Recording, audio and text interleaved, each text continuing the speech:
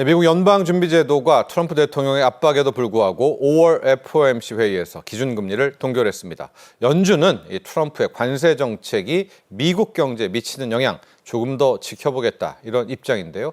자, 오늘 이 시간 첫 번째 순서로 5월 FOMC 회의 결과 자세히 분석해보고 향후 금융시장에 어떤 영향을 미칠지 이야기 나눠보겠습니다. 송재경 디멘전 투자자문 투자부문 대표 함께합니다. 안녕하십니까? 네, 안녕하세요. 자, 5월 FOMC 회의가 끝났고요. 시장 예상도 기준금리 동결이었습니다. 이번에는 연준 위원들의 만장일치 동결이었네요. 전반적인 총평 한번 부탁드릴까요? 결론부터 말씀드리면 예상대로 나왔는데 네. 시장이 기대하는 앞으로 시장에서 우려하는 트럼프 관세 이슈 때문에 미국의 경기가 둔화를 넘어서 침체까지 가는 거 아니냐. 그렇기 때문에 선제적으로 금리를 좀 인하해 줬으면 좋겠고 그러한 것에 대한 신호를 이번에 좀 많이 발산해 줬으면 좋겠다라는 기대감이 있었는데 네.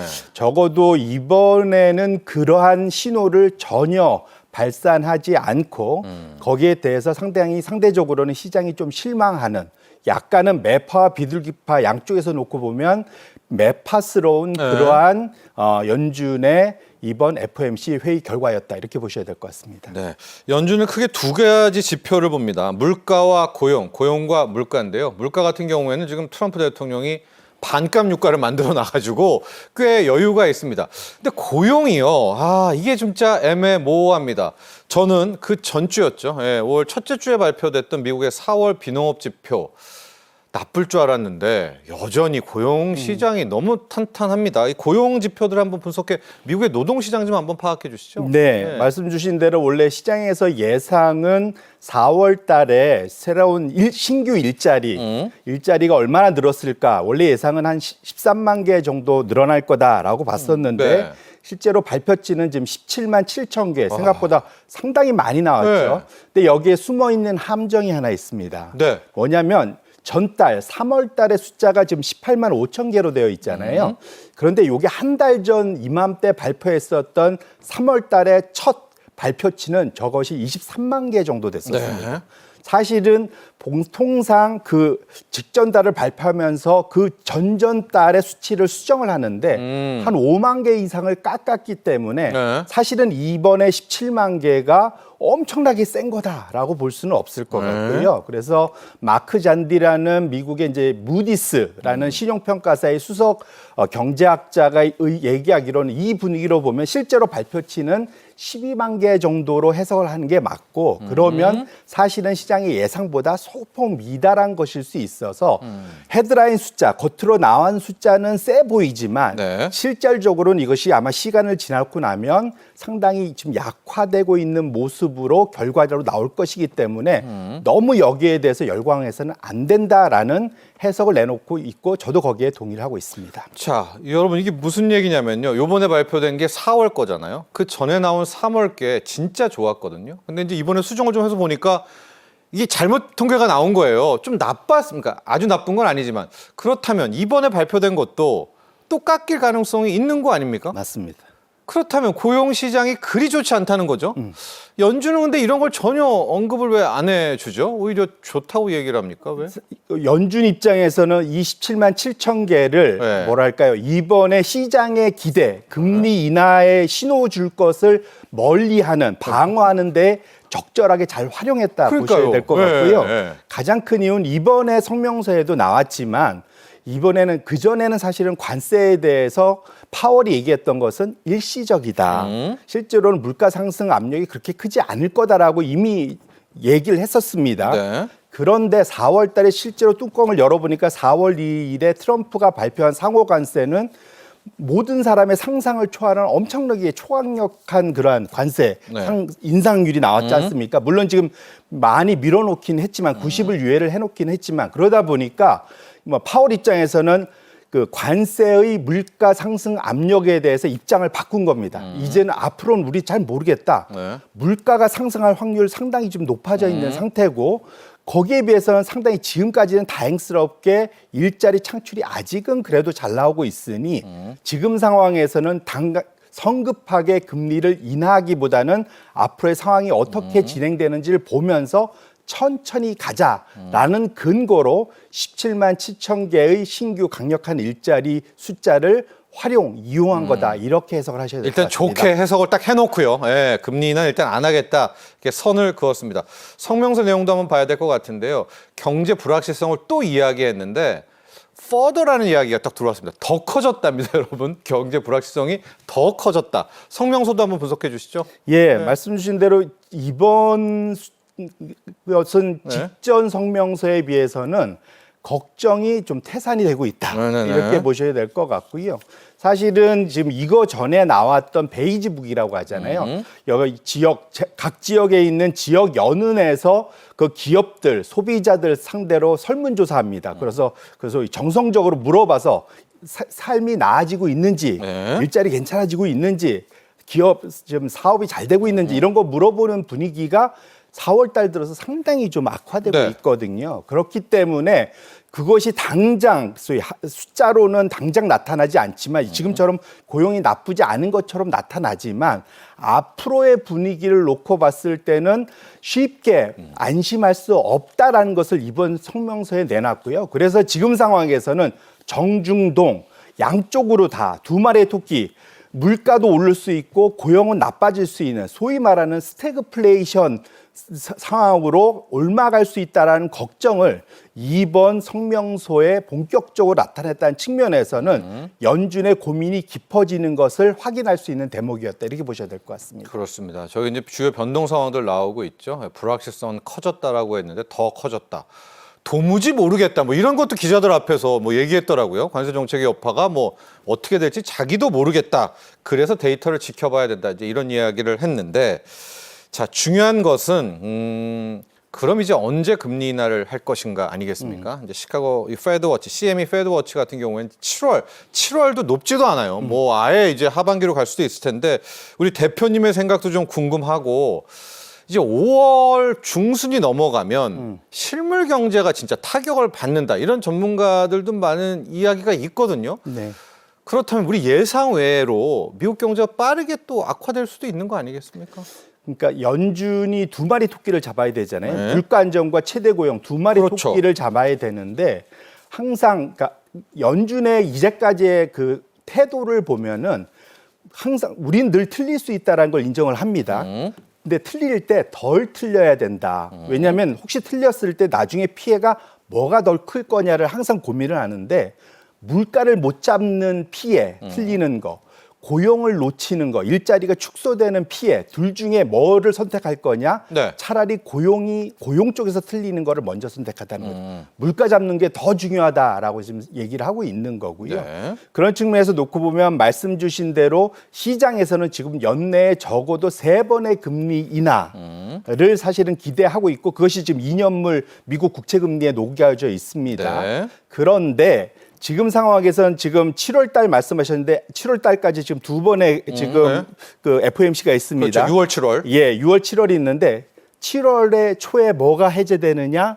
지금 현재 90일간 유예했던 미국의 관세 유예가 풀립니다. 7월 8일. 예. 그럼 그 이후에 어떻게 될지 알 수가 없어요, 사실은. 네. 그럼 7월 달에 연준이 자신 있게 갑자기 금리를 인하하거나 할 수 있을까요?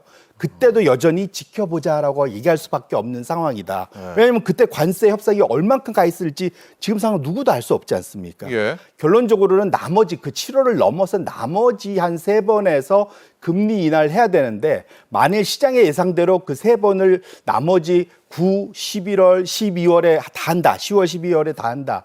그리고 연속 3번 하면 지금 상황에서 그러면 미국은 침체에 들어간다라고 해석을 해야 될 것 같아요. 그래서 지금 상황에서 시장에 기대하는 3번이 막판 3번에 몰린다면 사실은 미국의 경기 둔화가 생각보다 빨리 심해질 수 있다라는 것을 시장이 어찌 보면 그런 것을 예견하고 채권 투자자들이 생각하고 있는 것일 수도 있겠다. 이걸 보실 필요가 있겠습니다. 그러면 대표님도 6월, 7월 모두 힘들고 8월은 잭슨홀 미팅이잖아요. 네. 9월도 애매모호하다 이런 입장이세요? 만일 한다면 9월에 만약에 시작을 했다면 네. 말씀 주신 대로 5, 6, 7월에 시장의 침체가 둔화가 생각보다 깊어져 있을 확률이 높고 그 첫 번째가 9월일 수 있겠다. 이렇게 저는 생각하고 있습니다.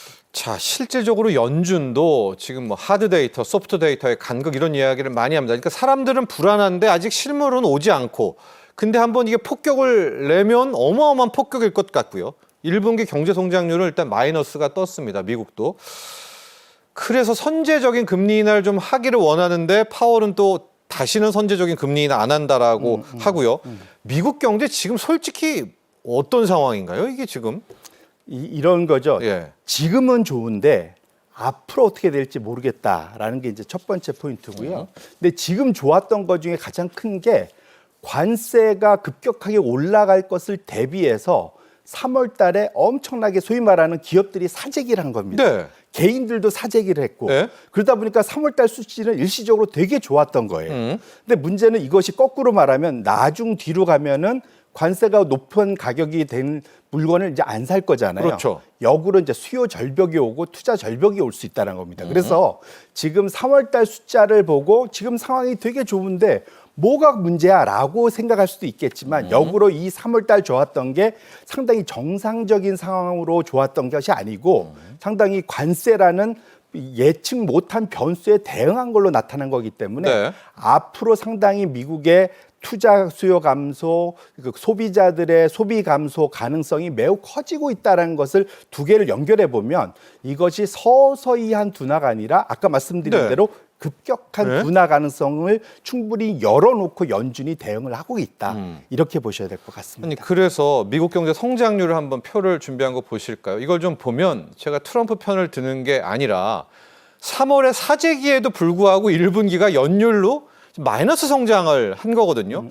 3월에 사재기에서 약간 좋게 보인다라는 것은 제롬 파월도 알 텐데 왜 선제적인 금리 인하를 안 해줄까요? 분명히 좀 마이너스 성장까지 나왔는데도. 근데 저기 안에 가장 큰 역할을 한 것이 금입니다, 사실은. 네. 금을 해외에서 엄청나게 수입하면서 그것이 사실은 저것을 많이 영향을 줬고요. 네. 그다음에 GDP 하락에? 네, GDP 하락에. 근데 금은 일시적이잖아요. 그래서 그걸 제외했을 땐 저거보다 좀 높을 수 있다 얘기하고 있고 파월도 이번 기자간담회에서 한 얘기가 원래 저 수치보다 나중에 수정하면 좀 더 올라갈 수 있다라고 네. 얘기를 했기 때문에 네. 결국 1월 달 수치 자체에 너무 집중할 필요는 없겠다 이렇게 보셔야 될 것 같습니다. 자, 이 파월 이야기가 나온 뭐 마당에 트럼프와 파월의 관계 이야기도 계속하도록 하겠습니다. 뭐 중앙은행은 세계 어디에서도 그 독립성이 지켜져야 됩니다. 우리도 한국은행 또 한국은행 총재의 독립성을 지켜주고 있는데 일기 때는 결국에는 말을 들었잖아요. 2019년에 뭐 금리 인하 발언을 뭐 금리 인하 7월에 했지만 당시 해줬지 않습니까? 지금 제롬 파월 연준 의장은 다시는 그렇게 굴복하지 않겠다 이런 것 같아요. 갈등이 좀 너무 심하네요. 네, 말씀 주신 대로 그 2019년도에 제롬 파월이 금리를 인하했었는데 그 말씀이 그 트럼프의 말을 들어서 굴복해서 인하했다고 해석할 수도 있겠지만 네. 사실은 그때가 트럼프 일기 때 처음으로 미중 무역 분쟁, 전쟁이 그해 2, 3월부터 본격화되기 시작했거든요. 그것이 3개월 정도 지나다 보니까 연준에서 그것의 효과를 발견하면서 그때부터 8월부터 금리를 인하하기 시작했거든요. 2019년. 역으로 2018년 2월 달에 파월이 처음으로 사실은 트럼프에 의해서 지명이 되고 첫 그 소위 연준 의장 자리를 맡았었는데 네. 그 이후로는 1년 동안 나머지 기간 동안 4번이나 금리를 인상을 했었습니다. 거꾸로 말하면 트럼프가 첫 그 당선되고 첫 임기하는 그 해에 주가를 엄청 빠뜨리는 가장 큰 원인 제공을 파월이 했었던 거죠, 역으로. 사실 네. 근데 결국 다른 말로 하면 파월은 트럼프의 어떠한 생각, 말보다는 당시의 경제 상황에 맞춰서 본인들의 연준의 정책을 움직인다는 측면에서 놓고 보면 파월은 매우 독립적으로 그때도 움직였었다라고 해석을 해볼 수 있을 것 같습니다. 자, 내년 5월까지가 제롬 파월 연준 의장의 임기 아니겠습니까? 예, 결과적으로 어떻게 보십니까? 지금 트럼프 대통령은 계속해서 보험성 금리 인하, 선제적인 금리 인하를 요구하는데 지금 파월이 지금까지 해놓은 말을 좀 보면 트럼프 일기 때와는 좀 다를 것 같거든요. 끝까지 금리 인하를 진짜 안 해줄 수도 있을 것 같아요. 이 지표가 나쁘게 나와도 어떻게 예상하고 계십니까? 네, 그런 말 있지 않습니까? 말년병장이 누구 말을 듣겠느냐. 네. 지금 파월이 말씀 주신 대로 내년 5월까지이기 때문에 네. 어차피 뒤가 없습니다. 네. 그리고 트럼프가 연장해 줄 리도 없을 거라고 보고 있잖아요. 그렇죠. 그런 측면에서 놓고 보면은 파월은 정말로 연준의 독립성을 지켜갈 것 같고요. 이게 원래는 사실은 연준이 이렇게 하는 행동이 이미 80년대 이후에 의회에 의해서 소위 그 인정된 용인된 그러니까 소위 행정부의 대통령과 연준의 의장과는 상당한 그러한 긴장 관계를 만들게 했던 것이 역사적인 그 관계가 있다. 이걸 보셔야 될 것 같아요. 네. 왜 그러냐면 대통령이란 것은 소위 국민들의 투표에 의해서 뽑히지 않습니까? 그러다 보니까 좋게 말하면은 그 국민 친화적인, 나쁘게 말하면은 인기 영합적인, 네. 소위 파퓰레이션 정책을 펼칠 수 없겠죠. 그러니까 소위 그러다 보니까 항상 대통령은 금리 낮춰라, 금리 낮춰라. 모든 대통령이 단 한 명도 예 없이 그 얘기를 해왔습니다. 네. 사실은 과거에 1950년대, 60년대, 70년대 요 한 30년 동안 2차 세계대전 이후에 미국의 대통령들은 엄청나게 연준 의장들을 압박을 했었고요.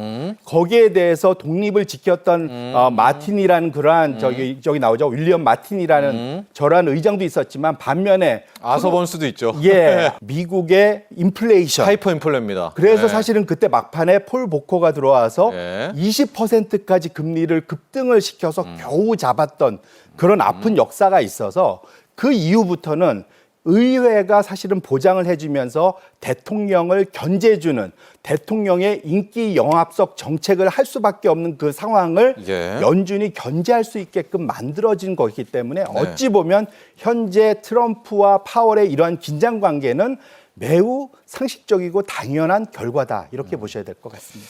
자, 이렇게 좀 정리를 해봤습니다. 결국 데이터인 것 같습니다. 이제 6월이 되면 6월 첫째 주에 5월에 고용지표가 나오겠죠. 비농업부문 고용지표가 나오겠고 한 이달 뭐 중순 이하로 가면 이제 4월에 물가 나오겠고 이 두 조합을 좀 본다면 데이터에 기반한다고 했으니까 파월 의장의 금리 정책의 행보를 파악해 볼 수가 있을 것 같은데 우리나라의 통화 정책도 이제 또 도마에 또 이슈가 되고 있습니다.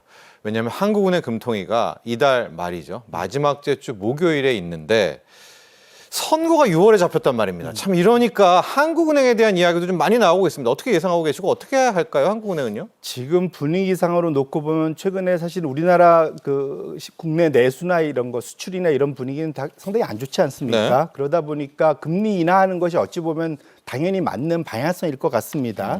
그런데 이창용 총재가 늘 얘기했듯이 통화 정책만으로는 이 상황을 극복 못한다. 결국은 그 소위 재정 추경 정책, 얘기도 했죠. 네. 부양책과 같이 양쪽에서 움직여야만 우리나라 지금 주저앉아 있는 추락하고 있는 한국 경제를 되살릴 수 있다. 그걸 봐야 될 것 같고요. 그렇다 보면 오히려 이번에는 생각보다는 움직이기가 쉽지 않을 수 있다. 더욱이 연준이 예상과 달리 금리를 지속적으로 동결을 하고 있기 때문에 우리나라의 지금 금리차, 시장 금리차는 다시 연초에 210bp, 네. 그리고 2.1%포인트 미국이 더 높습니다. 이것이 지금 줄어들었다가 지금 최근 다시 1.7%포인트로 거의 다시 좀 늘어났거든요. 네. 결론적으로는 지금 상황에서는 추가적인 금리 인하를 섣불리 했다가는 환율에 조금 더 변동성을 줄 수 있기 때문에 하는 입장에서도 마치 연준처럼 상당히 중간에 끼어 있는 상황이다. 이렇게 보셔야 될 것 같습니다. 대선은 의식 안 할까요?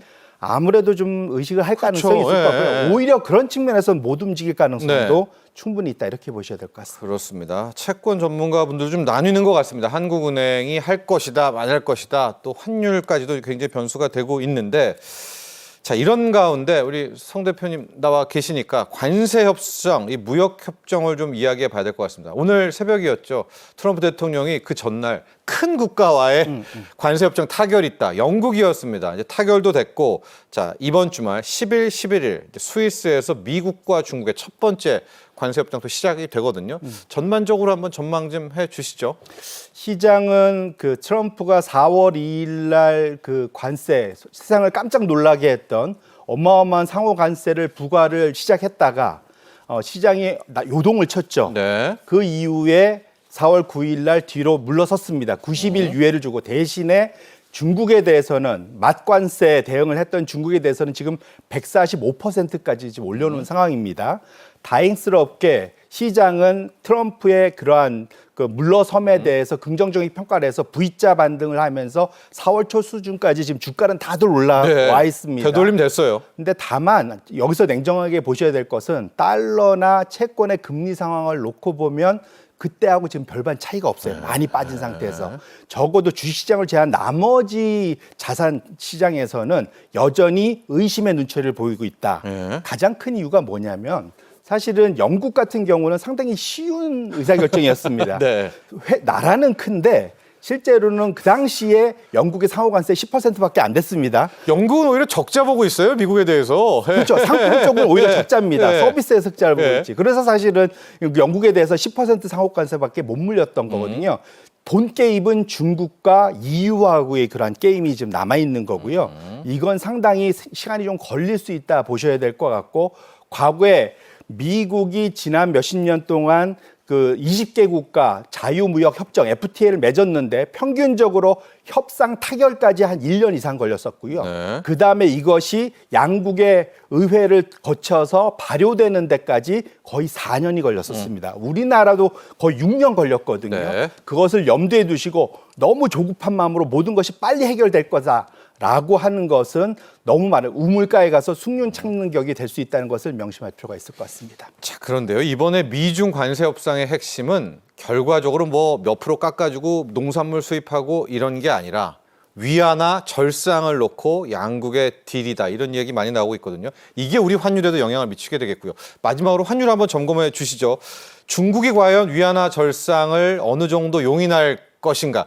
용인하면 우리 원화도 강해지는 거 아닙니까? 지금 같은 바스켓에 있어서 우리 대표님은 어떻게 전망하고 계세요? 말씀 주신 대로 사실은 달러 지수가 보면은 연초 이후에 보면은 상당히 많이 흘러내렸잖아요. 네. 사실은 100 밑으로. 예, 한때는 그것이 120까지 갔던 것이 90 후반대까지 내려왔다가 지금 이제 겨우 100 언저리까지 99, 지금 왔다 100. 갔다 네. 하고 있는 상황인데요. 기본적으로 상황은 지금 미국이 원하는 것은 달러 패권은 유지하되 달러의 가치, 가격은 좀 낮춰서 수출 좀 잘해보겠다 뭐 이런 생각이거든요. 근데 세상 일은 다 내 맘대로 안 됩니다. 두 번째로 중국도 사실은 내부 사정이 녹록치 않기 때문에 그러니까 위안화 절상을 쉽게 용인하기는 만만치 않은 상황이다. 그리고 이것에 사실은 가장 큰 것이 미국이 지금 자신들이 빌려주던 해외에서 미국의 국채를 갖고 있는 것을 100년 무이자 국채로 바꾸겠다는 생각까지 갖고 있잖아요.